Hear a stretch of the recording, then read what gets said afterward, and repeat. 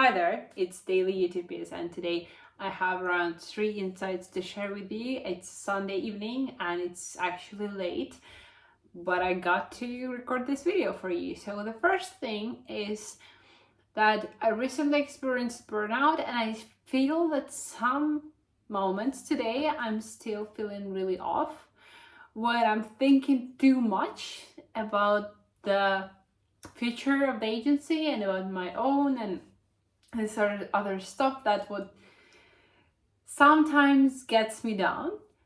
But what helped me is easy things. I guess I saw Lewis Howell writing the things which would help a person or really loaded entrepreneur, or somebody who's stressed out about his thing or his business, to get some pause or rest are just simple things, just drink a glass of water, breathe fresh air outside and go for a run, or do kind thing for a person. Those are just freaking basic things, but they are making us feel better.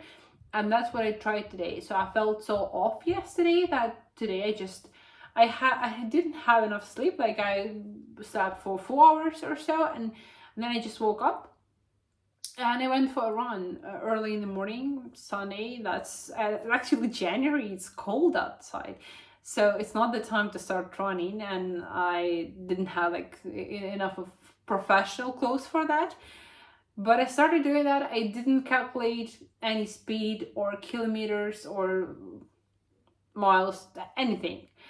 I just ran, and I just saw some squirrels in the park, and I just saw real people outside living their own life, and that was amazing. And that actually gave me a motivation. Like I woke up earlier for that, so by the time it was, I don't know, maybe 8 a.m., I was fully had breakfast, had it all organized and packed, and I was ready to proceed to work, which is actually great. So these basic things are just driving us through the struggle, and they often do not cost a lot of money. So when I've been just drinking alcohol to drown my sorrow, or eating unhealthy food, that made the situation even worse because I felt bad about myself. But when doing these tiny right things, you're feeling better about yourself. That's the first thing, and then therefore you're feeling better and more productive. So that was the first insight I had, which is pretty obvious, but I wanted to share it with you. The second obvious thing which I wanted to share with you is quality over quantity. So for a week we've been doing proposals on Upwork from agency around 10 a day, and we had 0 response. But in last 3 days I made you're gonna be laughing at me because I've been kind of focused on the generation, and I've been doing these YouTube videos and pricing strategy and other stuff. But in general, I sent out around 3 proposals per day, today, and I got 3 answers because they were of high quality. I recorded videos and looms for clients. I offered them free concepts right away in the proposal, not expecting anything in return. So that's where quality actually goes over quantity, and that's how we'll be changing our content plan in February as well for Instagram and for other social media for the agency, because that's gonna work. That's the thing. What is the last thing which I figured out? Yes, it's really interesting. So today in the morning I had a quick chat with my mom, and she was like, oh, it's gonna be 5 years since you've graduated school, right? I'm like, yeah. And then I'm like, 5 years? That's such a long period of time. Maybe for somebody it's not, but for me it's freaking huge. And then she's like, oh, there's supposed to be meetups, gatherings of your ex-classmates every 5 years, in 5 years and in 10 and 15, and that's going to be our first meetup, and that supposed to be in summer or something. Yeah, it's half a year still, but somehow I have this stereotype, or I don't know, just sick desire, as I've been talking to you previously, to be the best out of all, have the most successful business, to be the greatest person, the more intelligent, improved, and other stuff. And that's the sick side of myself, which helps me on the flow, which helps me go in with the business. Because if I would be healthy in this department, I wouldn't be doing an agency at all. Like, I'd be satisfied with the life that I have. So, and I said to my mom, I'm not sure that I changed a lot. I'm not sure that I'm successful enough to go and meet up with people. Fuck, this 5 years just went so quickly. And then I was obsessed with this thought for the day, so I tried to work, but my head was just keep going back and back, and I imagined myself at 11th grade, passing the exams and studying, and I'm doing all of this stuff, and I was like, how am I different right now? So I went into Instagram's archive of stories and of posts. That was maybe the only source of memory, of exact memory, how I looked back then and how I thought back then. And yeah, I got into that. So first stories which I saw, they were like stupid. Okay, I'm not gonna call my ex self stupid, but they were so limited. Right now, I'm saying whatever I want. I'm being really badass, as my agency is. And I recently received a compliment from, from person in the niche, in design niche. And he said like, oh, badass name, it really resonates with you. And I'm like, oh, thank you. That was the first time when somebody told me that it resonates with me and it's really matching, and I'm like, yes, I did that.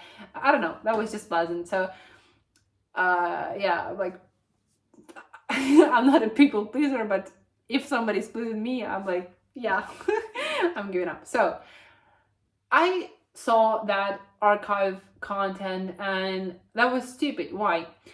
I was so limited in the way I'm speaking. I had a lot of grammar mistakes and a lot of pity and excuses for myself. Whenever I've been posting something really funny, that was like funny stuff that I've been posting, I tried to explain that with copy on that exact story to tell the people that I'm normal. Like, I'm not that funny, I'm regular guy here. I'm average, I'm just like you. Which is silly. Like, I don't know, those posts were childish, they were silly, but they were not bold. I was just hiding myself in all of that. So that's from this, badass perspective. Then from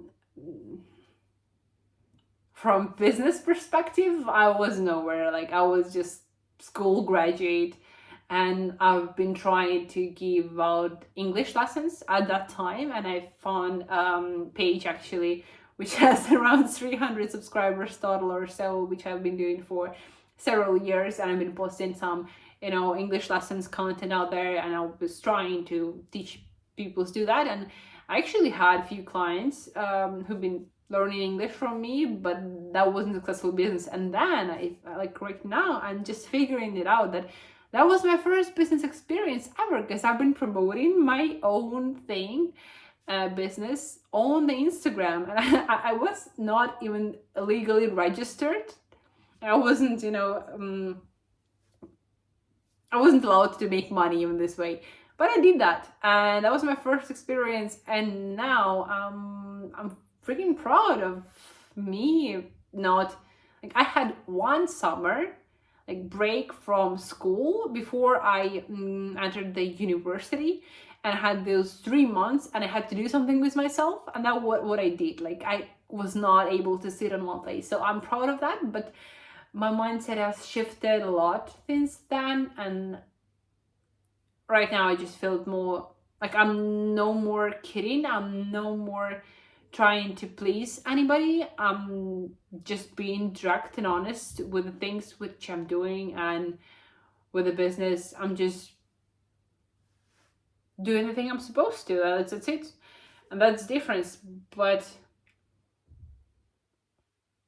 so I see the growth which happened in 5 years, because I went into first off web design niche, and then it's already I'm 4 years in the niche, which is a lot of experience. And I see a lot of younger designers who do not have that knowledge, and I'm like, well, isn't that obvious? Isn't that easy? Because I take this as regular stuff that I know so much about design, but not everybody does. So I actually did some progress in 5 years, and I'm feeling less bad about myself.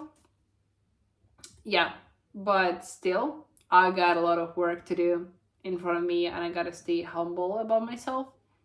I am. And yes, I gotta do and push really great projects, especially next week. I'm fully loaded, and I have a lot of calls right from the early morning tomorrow, so I'll be going to, get myself prepared for them and manage this somehow.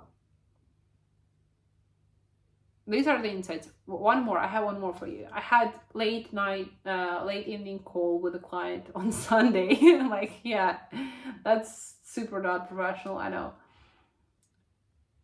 But the thing is, I noticed there was one more person in the call with me, also like a designer, and she's been asking a lot of questions to the client. Should I do like this? Do you like this? What do you like? And client often doesn't know what he likes. And when I'm speaking, I'm not asking questions anymore. It's as an excuse, I'm gonna say that's exit phase of the project. Like, we have finished with the design.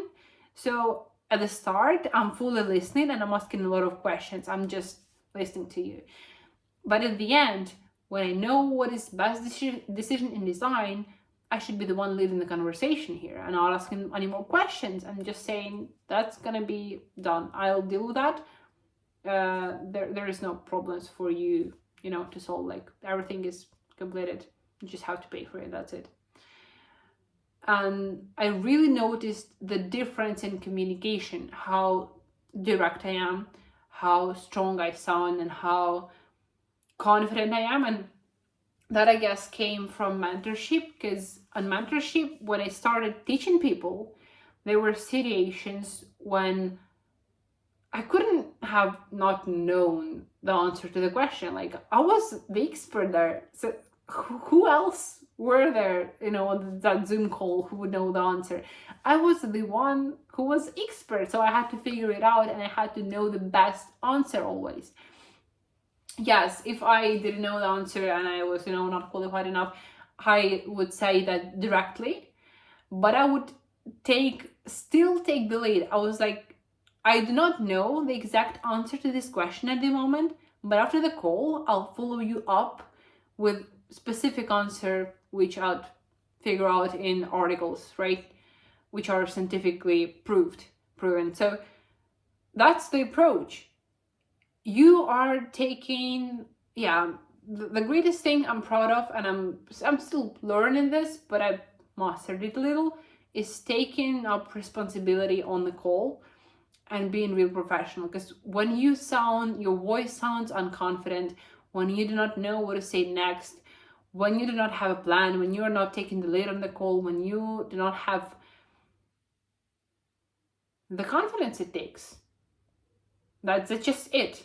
And confidence comes with like Alex Hormozi says, and Chris Williamson, with your experience. The more times you did that, the more confident you behave. If you did that presentation for 100 of time, well, all the words, you're gonna be brilliant at it. That's how it goes. So be always prepared, keep confident, and keep going. And I'll see you tomorrow. Bye.